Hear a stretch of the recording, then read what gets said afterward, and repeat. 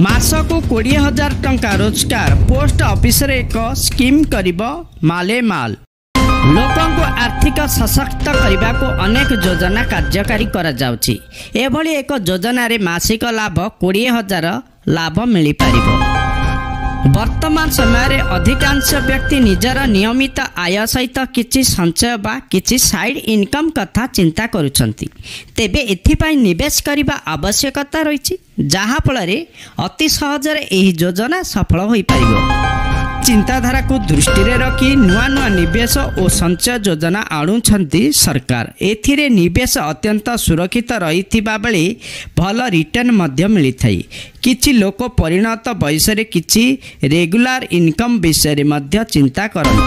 तेबे जदि आपण भी आर्थिक समस्या रे वर्तिबा को चाहुछंती तेबे पोस्ट ऑफिस स्कीम आपणक काम रे आसी पारे। एही संचय स्कीम वृद्ध वयस्कों को मालामाल करिदेबो।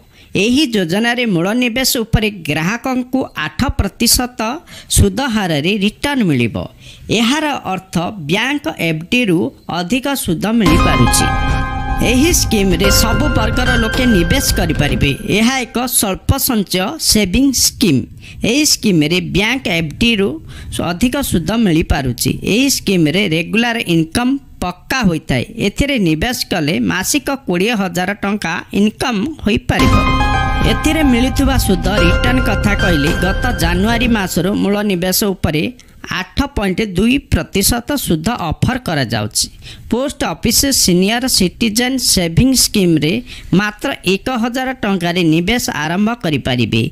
एथिरे अधिकरु अधिक 30 लाख टंका पर्यंत निवेश करि पारिबे वृद्ध वयस्क।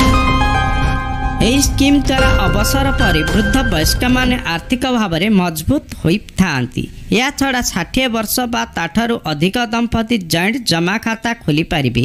एथिरे 30 लाख टंका निवेश कले वयस्क माने अधिक लाभ पाई पारिबे। 30 लाख निवेश कले 8.2% सुध हिसाब रे 2.46 लाख टंका सुध मिलिबो। एहाकु मासिक भाव रे हिसाब कले आपण को मासिक 20,000 टंका मिल पारिबो। आमर ई भिडियोटी जदि आपण को भल लागिथिबो ताहाले आम चैनल को सब्सक्राइब करंतु, वीडियो गोटे लाइक करंतु। धन्यवाद।